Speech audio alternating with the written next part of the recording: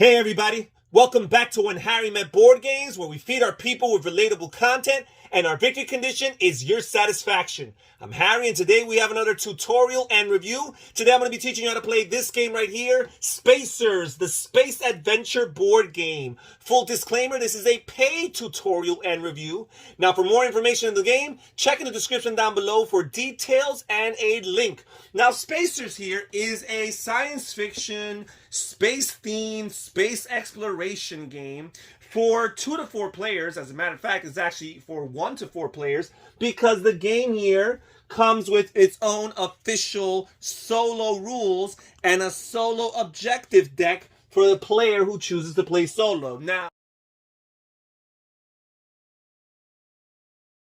and this is what the game looks like set up.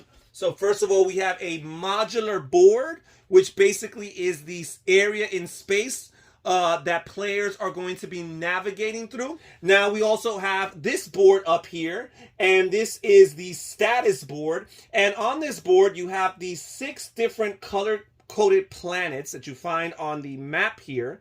They're all represented here on this status board, and in particular, their landing zones. So whenever a ship moves into a planet and decides to land on it, you will place it on the respective planet's landing zone to indicate that the ship is located on the planet and that it could carry out specific actions accordingly. Now, at the beginning of the game, we're going to populate each of these planets with different colored cubes. These colored cubes represent different intergalactic resources. Now, there are 5 different colored cubes in the game, and they each represent something in particular. Red represents parts, green represents bio, pink represents chem, orange represents minerals, and blue represents plasma. Now, 2 of those cubes and those resources cannot be acquired in planets. The orange, which are the minerals, they can only be acquired by mining the asteroids. And the blue, the plasma, can only be acquired by dredging the nebula that you see across this galaxy here. Now, the other 3 resources, the green, the pink, and the red, they can and will be found on planets and can be purchased accordingly. Now, there's 2 slots on each planet. One for their starting supply, or as a matter of fact, their supply will remain the same for the rest of the game.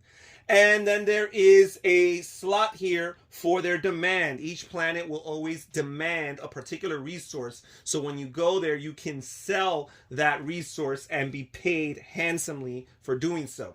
Now, at the beginning of the game, we're going to set aside 2 green cubes, 2 pink cubes, and 2 red cubes. And we're going to randomly assign 1 to each of the 6 different planets here. Then we're going to pick 6 random, totally random colored cubes and place them on the bottom demand slot of each planet. Now, the demand cube can never match the color of the supply cube, so that's something to keep in mind. At the beginning of the game, each player is going to choose a color. They're going to get a ship token that matches that color. They're going to get a ship board that also matches that color, and they're going to get 4 of these wooden tokens here that also match their color. Now, as far as the wooden tokens are concerned, they're going to put 1 here to keep track of the health of their hull. That's their life force, if you will. As this decreases, the ship will risk being destroyed. They will place another wooden cube here on this track over here to keep tabs on their energy. They're going to be spending energy throughout the game as a currency almost in order to carry out specific actions. They're also going to place 1 of their wooden cubes on the fame track here on the top of the status board. And the fame track is basically the victory track because the first player to score 7 fame will be the winner of this game. And then finally, they take the 4th wooden cube and they just set it aside. It can come into play in a future round. Each player is also going to get some money to start the game, and the money is represented by these hexagonal tokens here, and they're referred to as space bucks in the game. And this is the denomination of 1,000. There's also a denomination of 5,000, and each player is going to start the game with 4,000 space bucks. Players are going to randomly determine which planets they are going to start the game on. So for example, the green player here is going to start on the blue planet, the planet Han. And the orange player here is going to start on the red planet, the planet Vandar. Also, regardless of the amount of players that are in the game, there are always going to be two neutral ships in a game, two artificial intelligences, if you will. First of all, we have the merchant ship, which is represented by this pink ship here. And the merchant ship will always start the game at the leftmost planet that happens to be unoccupied. In this case, it's the planet Buang. Then we have a second neutral ship, and that is this red ship here. And this is the hunter ship. This is a bounty hunter. And the hunter is always going to start the game at the rightmost planet that happens to be unoccupied. We also put these wooden cubes here to keep track of the planets to which these different respective neutral ships plan on traveling to next. So it's pretty easy to anticipate what their next moves will be. And finally, to complete the status board over here, players are going to shuffle these planet feature tiles, and they're going to randomly deal one to each of the planets on the status board, and they're going to deal them face down. After players have touched down on their opening starting planet, you're going to reveal the planet features face up, so they're no longer secret information. And then each of the remaining planet features that are still face down, you're going to put 1,000 space bucks on them. That way, the first player to visit any of these planets is going to collect this 1,000 space buck bonus, along with flipping over the planet feature to reveal it to all. Now, these planet features are basically additional bonuses that players can capitalize and trigger when they visit these planets. So for example, here on Planet Han, we have the Intel Market Planet feature. For every 2 boost cards you discard, you can take 1,000 space bucks, or you can draw a new boost card. And speaking of the boost card, it's one of many decks that are found in the game. Along with the setup, you will shuffle the 4 respective decks: the boost card deck, the mission details deck, the encounter deck, and the event deck. And I'll talk more about each of these decks going forward. We're going to take all of the remaining cubes that we find in the game, and we're going to place them in a bag to draw from randomly. There will be occasions where we draw from this arbitrarily, but quite often we'll be drawing for it blindly, therefore the need for the bag. And finally, we're going to set aside these different technology tiles here. And these technology tiles represent the 6 different potential upgrades that a player can add to their ship. But you'll notice that the player boards, the ship boards, only have slots for 3 potential upgrades. So you can only have 3 upgrades at a given time.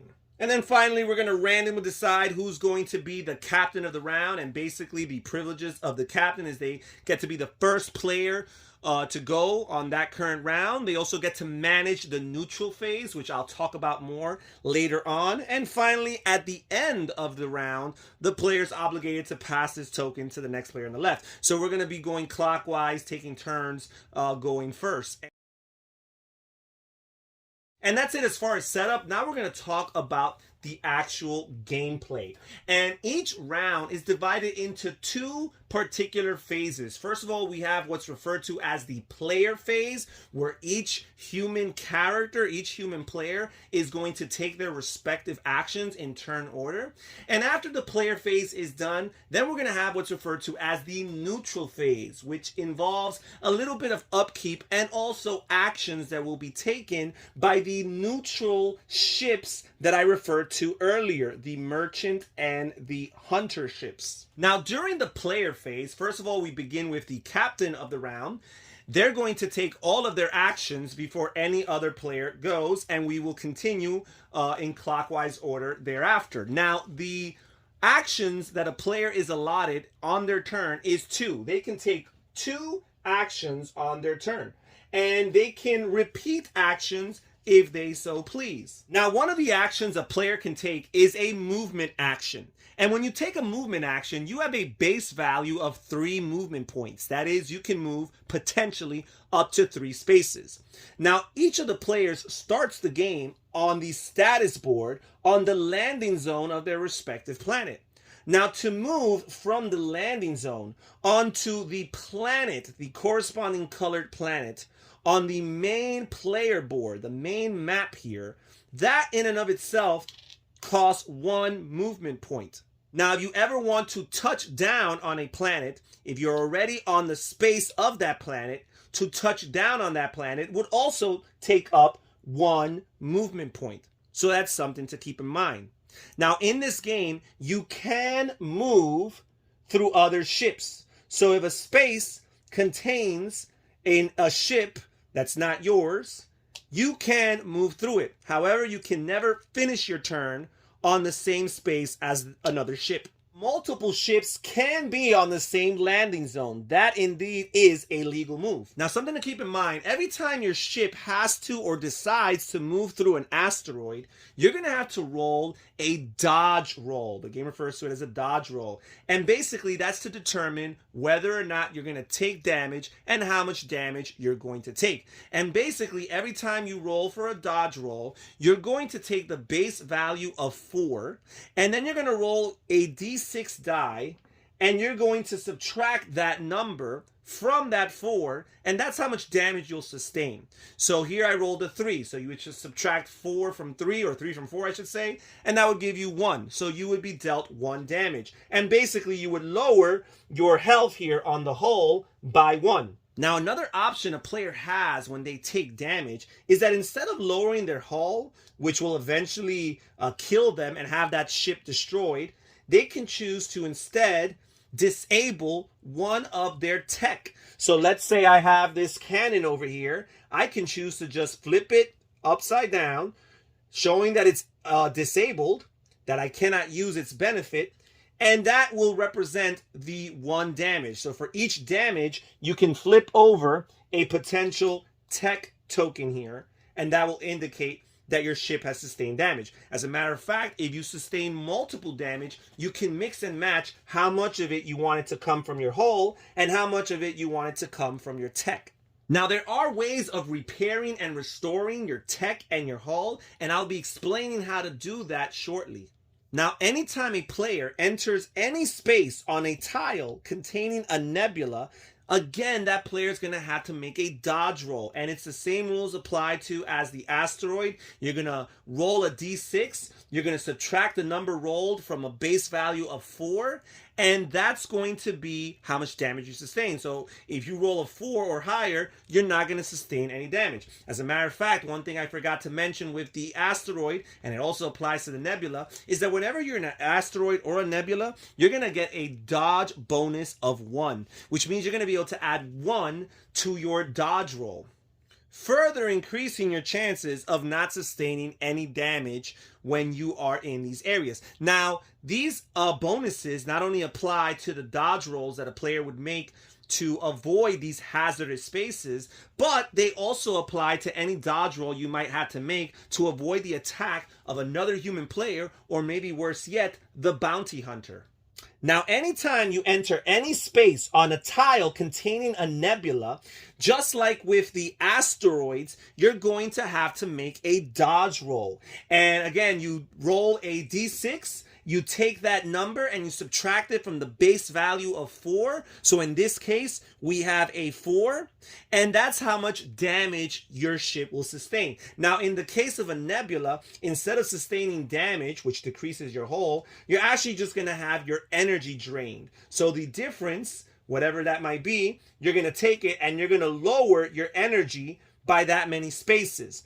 Now, something I forgot to mention with the asteroid, and it also applies to the nebula, is that whenever you're in these locations, these hazardous places, you also get a dodge bonus of 1. So you're going to actually add 1 to whatever you roll, increasing your chances of not sustaining any damage. Now, the best thing about those dodge rolls is that they're not only going to apply to these hazards, but they're going to also apply to any dodge roll you might have to make when you're being attacked by an enemy ship, whether that be a player or, worse yet, the bounty hunter. Another action a player can take on their turn is a science action. And there are two types of science actions in this game. The first type of science action relates to the different decks of cards, the event, encounter, and mission decks. Sometimes these cards are going to require for a player to take a science action. And in order to do so, they will consult a chart that would be found on said card. They would roll a die, and then they would resolve that chart, whatever that chart says, according to that die roll. Now, the second type of science action a player can take is when they're in a nebula space, any space within a tile containing a nebula, they can choose to dredge that nebula for its plasma. Now, how do you do this? You would declare a science action, you would roll a d6, you would then subtract 3 from the roll. In this case, 2 minus 3 is a negative, so it really just means 0. And that's how many plasma cubes you would be able to draw from the bag and add them onto your spaceship. By the way, your spaceships only start with 2 holds, so they can only contain 2 resources at a time, unless a player ever gets the cargo pod tech, which will allow them to contain 2 more resources at a given time. So yeah, at most you're going to be able to collect 3 plasma. If you roll a 6 and you subtract 3 from that, that will equal 3, and you would be able to draw 3 plasma. Now, if you're ever in a situation where you do not have enough space for the resources you're acquiring, and perhaps you prefer them over the ones you already have in your holds, it is a free action to dump them off on the current space that you're in, whether that be a space on the main board or whether that be on the planet that you happen to have touched down on. Another action a player can take on their turn is the Tinker action, and there are 2 types of Tinker actions. Again, the first one corresponds to the event, encounter, and mission decks, and particular charts that players will have to consult and roll a d6 die and resolve that tinkering action according to their die roll. Now, the second tinkering action a player can take is when on an asteroid, they can mine that asteroid for its minerals. Now, just as with the dredging of the nebula, a player is going to roll a d6. They're going to subtract 3 from that number rolled, and that's how many orange cubes they would be able to add to their hold or to their ship, as long as they have the space and or make the space necessary to accommodate it. Another thing a player can do with their actions is they can take a repair action. And with a repair action, you would spend 2 energy, and for that 2 energy, you would be able to increase your hull by 1, or you can choose to take a disabled tech tile here, and you could flip it over to show that it's been enabled and it's now active and applied to the ship. Yet another action a player can take, and perhaps my favorite action, is when a player makes it into a space that has a blip token. And these blip tokens look like this. They're circular and have the question mark symbol on it. Whenever a player makes it to a blip token, they're going to draw a card from the encounter deck, and they're going to read it. So here, for example, it says, traveling sails. A merchant ship drifts through space. The ship sends you a transmission. Looking for the best deals in the system? You won't find them on some crummy planet. Come talk to me. And it gives you 3 choices. You can choose to attack this vessel. You can choose to buy the cargo. Or finally, you can choose to fly away. Now, the player who landed on that blip token and is resolving the encounter deck, they're going to make their choice aloud. And before they flip this over to resolve it, they're actually going to hand it to the next player, because the next player is going to look at the information on the back. And the reason why this game does that is because sometimes the results on the back are going to force you to go back to the front and choose another option. So if you knew all the information on the back, that would impact and influence your next decision. That's why another player is going to have to be responsible for reading it. So I'm just going to say that I'm going to choose to buy cargo. It sounds like a good idea. So here it says, you buy cargo. You may buy any amount of a single type of cargo, any amount, for 1,000 each. So that's pretty good. 1,000 space bucks each. Now, this check symbol here on the back of these encounter cards, that means that when you complete that that encounter, you're also going to be able to keep this token here, this blip token, and you would add it to your supply. Now, if at any point a player has 2 collected blip tokens, they can immediately turn those blip tokens in for 2,000 space bucks, which will be very useful, and for 1 fame. And 1 fame is a lot because remember, the goal of the game is to be the first player to get 7 fame. Now, the player would have chosen to fly away. They would have resolved this here, which says, as you fly away, the merchant calls out over the comm system, "Sue it yourself. Good luck, spacer." And this X symbol here means that you would not collect the blip token. Now, there is another symbol that indicates, as I mentioned earlier, that you're not only would you resolve whatever in this text box, but you're going to be forced to take another decision. And after you're done with your encounter, you simply discard the card. But there's some really cool narrative-driven encounters here that give the players some challenging and interesting decisions to be made. Yet another action a player can take on their turn is the salvage action. And in order to take the salvage action, a player needs to be on a shattered planet. And there's only one shattered planet on this board here, and it's this orange looking one right here. Now, if a player is on the shattered planet, they get to blindly draw from this bag 3 random cubes, and then they can choose to keep up to 2 of them. So they can keep 0, 1, or 2. As long as they have space for or make space for them, they can choose to do so. Now, the next action I'm going to describe is probably my favorite action besides the exploration encounter deck action, and it's what's referred to as a business action. And there's actually multiple sub actions within this category. A business action, first of all, for the most part, it can only be taken if a player is on the landing zone of a planet. Now, there are several actions to choose from as a business action, and the neat thing is that players get to choose up to 2 of those business actions, and they only count as one of their main player actions. Furthermore, a player can choose to take the same business action twice, making that their 2 business actions. Now, here are the different business actions the player can take. First of all, they can choose to buy cargo. And when they buy cargo in particular, it has to match the color of the planet that they're on. So again, in the beginning of the game, we randomly assign the starting resources to each of the planet. And that's basically the commodity that that planet is known for, the commodity that they produce. And the player can buy cubes of that color, and for each cube that they buy, it's going to cost them 1,000 space bucks. And they could buy as many as they can afford and accommodate. Now, on the opposite side of the coin, instead of buying cargo, a player can choose to sell cargo. And for the selling of cargo, the cubes you sell do not necessarily need to match the demand color of the respective planets, although you are incentivized to meet those demands. You can sell any colored cube on any planet as you see fit, and for each cube that you sell, you will receive 1,000 space bucks from the bank.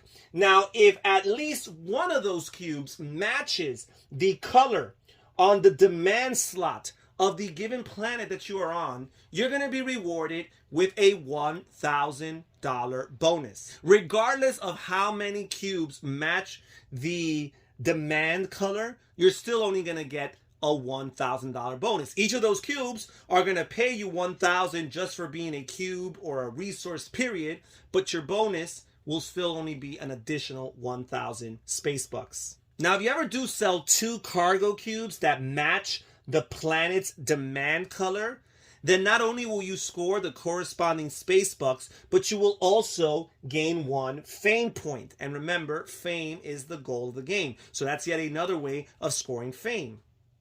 Now, another business action a player can take when they're on the landing zone of a planet is they can choose to find a mission. And the way you do so is by drawing the top 3 cards of the mission details deck. And then players are going to read these cards to themselves. This is all private information until you fulfill these missions. And you can keep up to 2 of them. Now, your max hand size in particular for mission detail cards is 2.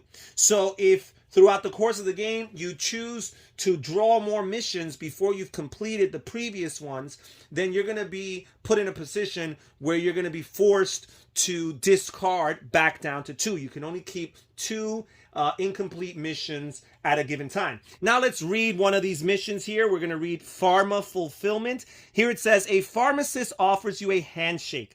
Hello, I have a shipment of chem that needs to go from Buong to Zoraya. And Buong is the purple planet and Zoraya here is the white and black planet. And if you see it here on the main board, they're actually very close to each other. So this is a pretty convenient mission. It says here, you will be paid upon completion of the delivery. And this is a shipping mission. There's different types of missions in the game, including smuggling missions and hunting missions.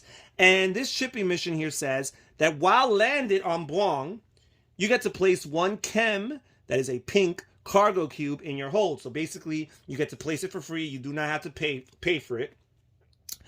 But if you lose possession of the cube before your mission is completed, it results in a failure.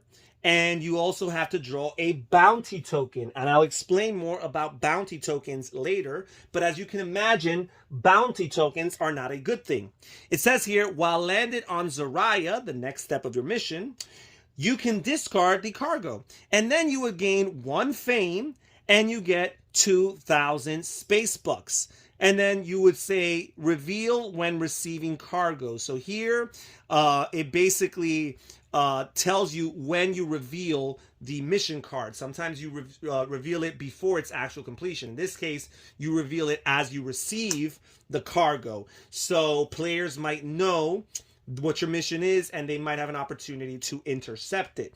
Now, this is an additional way of scoring fame, along with what I mentioned earlier with the blip collection of the blip tokens and the selling of multiple types of demand cubes. You can also complete certain missions for fame points, and in this case also for space bucks. And I really find the missions to be one of the neatest parts of the game. It's the sense of secrecy. I always love hidden objective or hidden contracts or missions in a game. Always adds to the intrigue and the excitement and the speculation going around the table. Now, another action that you can do while you're on the landing zone of a planet, and a very important one, is you can choose to recharge or repair your ship. You would spend 1,000 space bucks, and for that 1,000 space bucks, you get to choose to either recharge 1 energy, or to repair your hull by 1, or you can choose to flip over a disabled tech in order to enable it and make it active once again. So those are your choices. For 1,000, you get to do 1 of those. And finally, the last business action a player can take on their turn is they can choose to buy tech.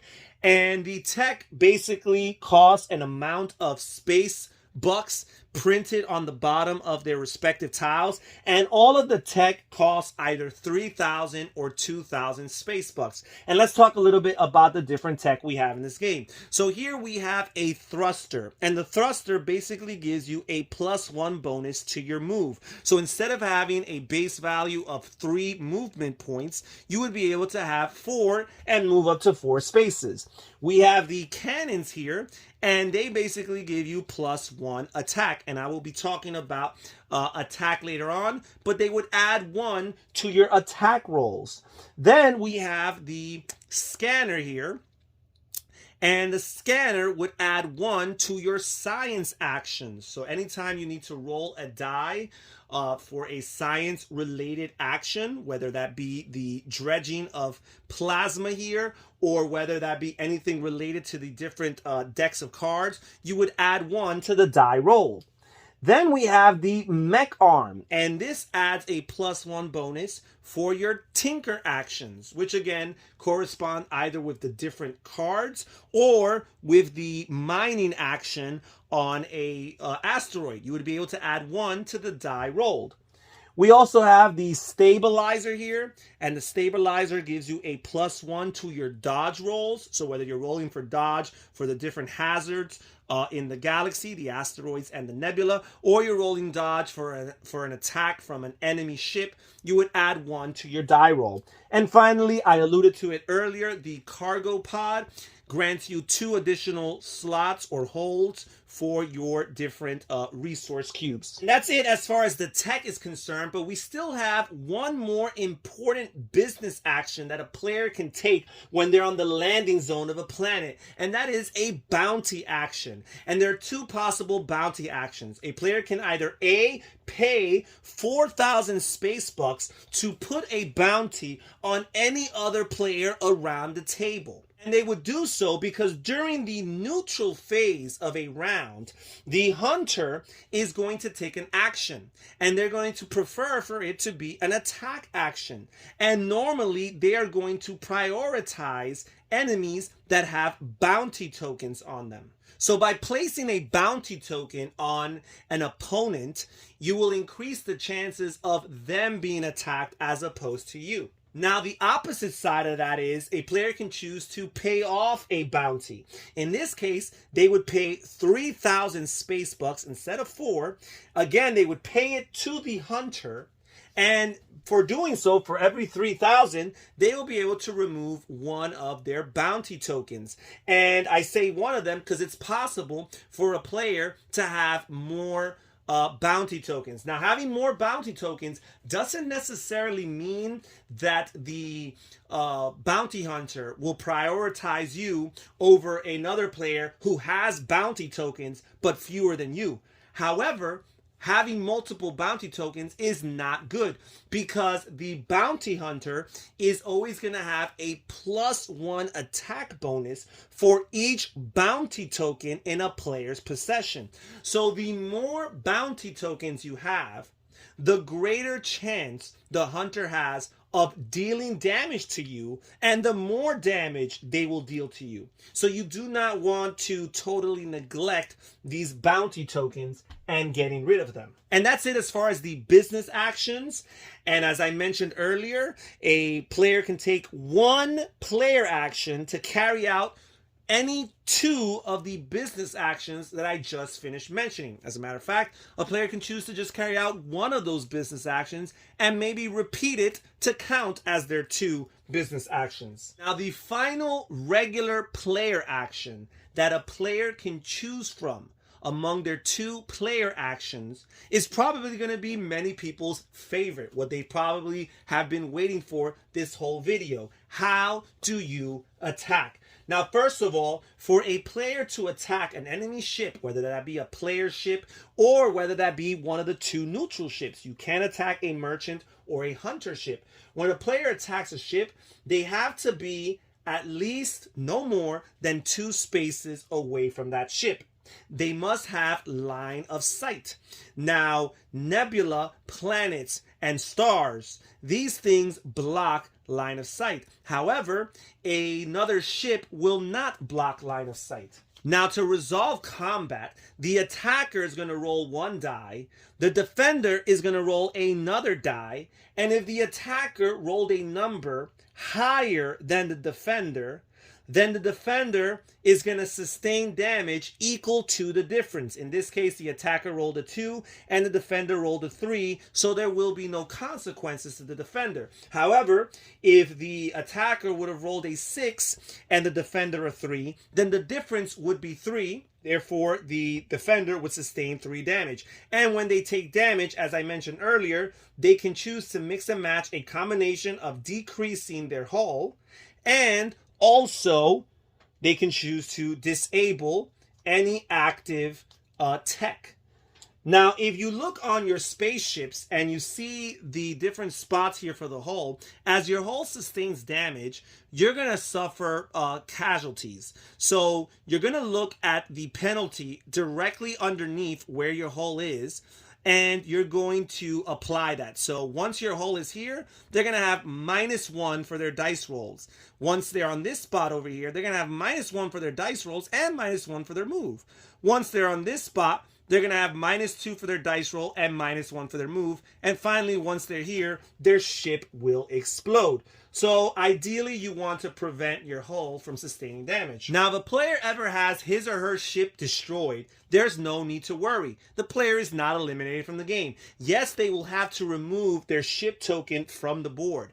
Yes, they will have to discard all of the cargo they had on the board and leave it on the space they were on when they were destroyed. However, they'll still be able to keep all of their fame, which is their victory points. They'll be able to keep their space bucks, their money.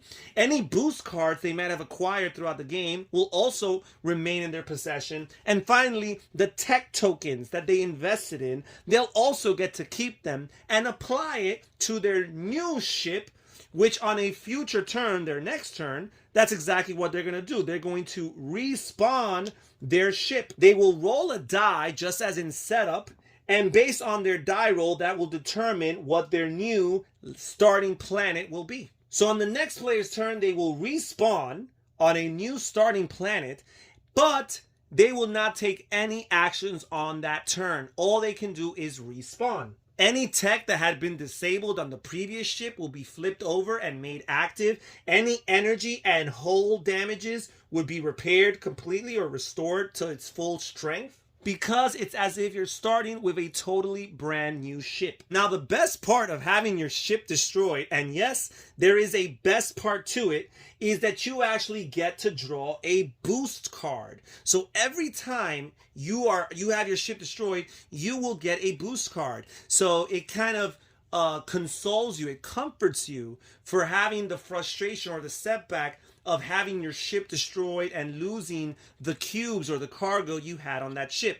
And these boost cards are cards that you can play whenever the trigger effect printed on them applies. It says here, played during a move action to move up to 3 additional spaces. So these are very helpful cards, and a player can never have more than 4 of them in their hand at a time. If you ever draw a 5th one, you'll be forced to discard down to 4.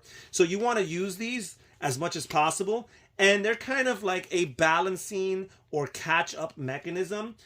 So while you might be frustrated from some bad luck or some poor rolls, take solace in the fact that these boost cards are going to give you a little bit of a comeback opportunity, perhaps. And again, if you continue to suffer some of these setbacks and these casualties, you'll just be able to draw more boost cards, which kind of help the players who are lagging behind kind of keep up with the rest. Pretty much it as far as the player actions and the player phase. Once we are done with the player phase, we move on to the neutral phase. And the neutral phase is when these neutral ships, the merchant and the bounty hunter, are going to take their actions. And each of them are going to take their actions according to their listed priorities, and the rules specify those priorities. The merchant ship is going to prefer to scour the galaxy in order to find any loose cubes that might have been dropped or lost by the players around the table. And they can move up to 3 spaces to the closest loose cubes on the table. If that's not an option, then the next thing they would do is they would move to the next planet on their route. And we have a track here to show their route. And they would go to that planet, and then they would receive 1,000 space bucks. Also, when a merchant touches down on the landing zone of a planet, they're also going to remove the current supply and demand cubes and then randomly replace them with 2 different cubes. So that's something to factor in as a player is mapping their upcoming turns. They might want to keep track of where the merchant ship is going to next, because if they're aiming or planning to go to said planet in order to turn in goods and make money from that, they might be disappointed to find that by the time they reach that planet, the merchant had already gone there and changed things up. Now, the bounty hunter also has a list of priority actions. First of all, they're going to prefer to move towards the last ship to attack them. So if you mess with the bounty hunter, because perhaps their money is getting really high and you want to collect that reward by killing them, then the bounty hunter is going to strike back.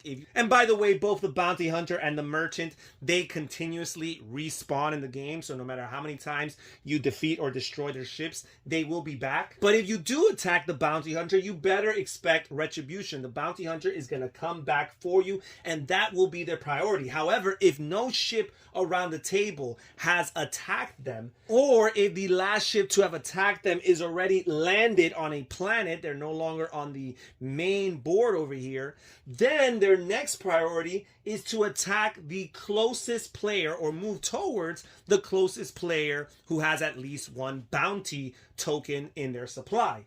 Now, if after having moved, the bounty hunter is within 2 spaces of any target, the bounty hunter will attack all of those targets. And remember, as I mentioned earlier, for each of these bounty tokens that a player has in their supply, you're going to add +1 to the die roll of the bounty hunter.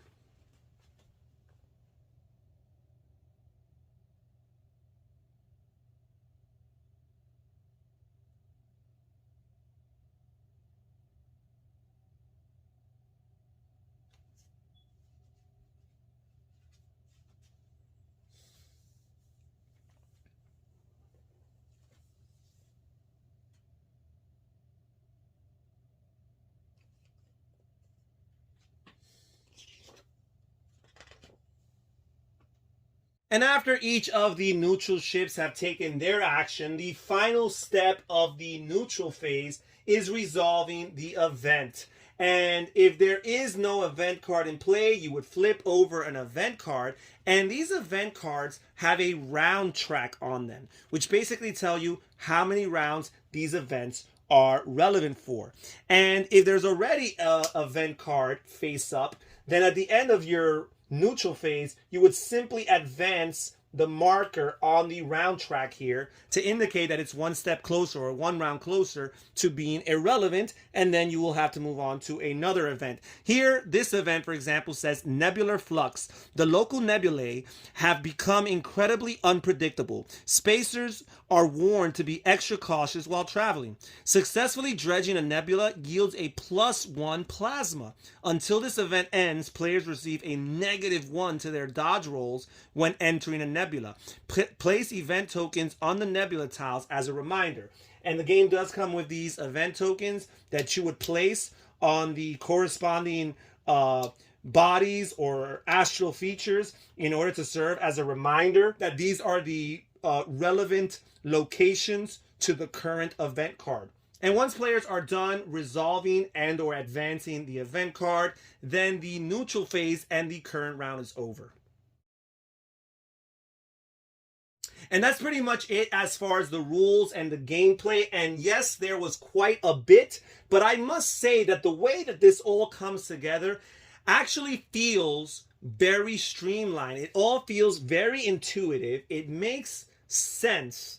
As you play the game, you don't really have to remind yourself, what are the rules again? Quite often with games, you have that question, especially games that feel like they have so much going on. I find that it all gels well together and seems very intuitive. There's lots of good things I could say about this game. I enjoy the pick up and delivery in this game. The combat is good. I'm not the biggest fan of combat necessarily, but I think it's well executed. I really enjoy the exploration and the different cards that are found on this encounter deck. I love all of these deck of cards. I find that they're all very well done. The event deck is very cool, and I love the fact that it's not just an instantaneous event, but it's something that carries on for a few rounds, something that you have to kind of keep in mind as you plan and map out actions for future turns. is the current event and how much longer it's going to last.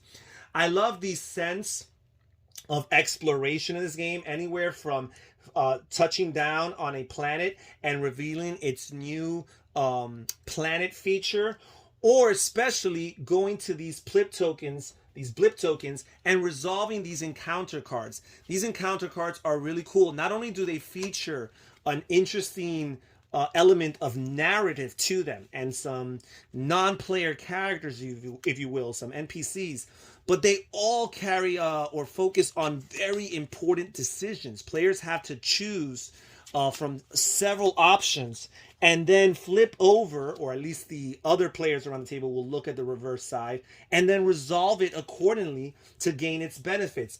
I find that to be really neat. I also like the missions, as I mentioned earlier. Secret objectives, hidden objectives, or contract fulfillment is something that I always enjoy. And there's some really cool missions, and there's different types of missions. And once you kind of familiarize yourself with all the different types of missions, from combat to tinkering to shipping to hunting to science, once you familiarize yourself with all these different types of missions, you can try to search the deck to find the missions that cater to your playing style. Perhaps you are a combat-oriented person and you want to draw combat missions. Perhaps you're a science or exploration type of a person, and those are the kind of missions you're going to want to draw. Perhaps you're interested in the pickup and delivery. You simply want to be a delivery person, and maybe you want to draw those type of missions. Also, the boost card deck, very, very useful. It usually feels very simple at first glance, but if you time the usage of some of these cards right, they can be game changing. And if you have a good amount in your hand, if you have up to your capacity of 4, then that could be very useful. And I love the way this game keeps things balanced, because this is the type of game that, because of the random events and the randomness of die rolls for resolution, because of that, it can get very swingy and you can have a runaway leader problem. However, because of all the things this game does to balance it, I feel like that's very unlikely. First of all, anytime something bad happens to you, basically, you get to draw a boost card. So if your player ship is ever destroyed, you get to respawn and you draw a boost card. If you ever fail at a mission or an encounter, you get to draw a boost card. If a player ever scores fame points, then all the players who have fewer fame points than the player who just currently scored, they get to draw a boost card. Another really cool way that this game keeps things balanced is that it incentivizes players to attack opponents that have equal to or greater fame than them. Because if they destroy a ship that has equal to or greater fame, then they score a fame point themselves. So it's not about attacking the little guy. There's no reward about it from attacking the little guy.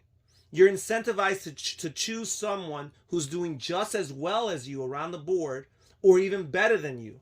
Also, as the leader, the person who's scoring the most, you might want to avoid attack altogether, because the other players stand more to gain from it than you. Because even if you defeat a ship that has fewer fame than you, you're not going to get anything from it. Yes, if they have a bounty, you might collect 3,000 space bucks. But if they defeat you and destroy your ship, then they score a fame point. And every single fame point in this game is important, because it only takes 7 to win. Really well done. I appreciate the mechanisms in this game, each individually. I appreciate the thematic integration with all of these different decks of cards. And I appreciate the philosophy behind this game to keep it balanced and to keep all players around the table motivated and excited, knowing that they always have a chance to contend and perhaps even win this game. And that's it as far as this review is concerned. Thank you so much for joining us here at When Harry Met Board Games. Please comment down below. Tell me what you think about this game. Again, check in the description down below for more information, details, and a website. And I'll catch you guys next time. This is Harry saying take care, everybody. Stay safe, stay healthy, and have fun gaming. Bye-bye.